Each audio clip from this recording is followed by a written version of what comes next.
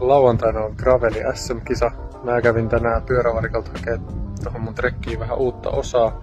Ja nyt mä teen teille pikkusen bike-checkia.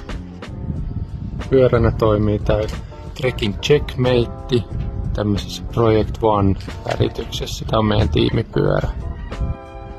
Renkaina mulla on nyt noin Continentalin Terra Speedit 45 milliä leveinä. Mä laitoin uudet tohon kisaan. Pyörän voimansiirtohan on SRAMia ja Forcea, ja meillä on nämä sähkövaihteet. Ja mä tuun ajaa tuolla mun 42 hampasella eturattaalla. Voisi olla vähän isompi, mutta tangon leveyttä en ihan tarkkaan muista, mutta oisko 40 senttiä ylhäältä.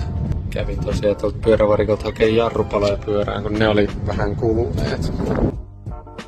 Pullotelineen, mulla on ollut nyt noin Eliten pullotelineet ja ne on toiminut ihan ok. Ei ole tänä vuonna lentänyt yhtään pulloa noista telineistä. Meinasin kuitenkin lähteä juomarepun kanssa liikenteeseen lauantaina.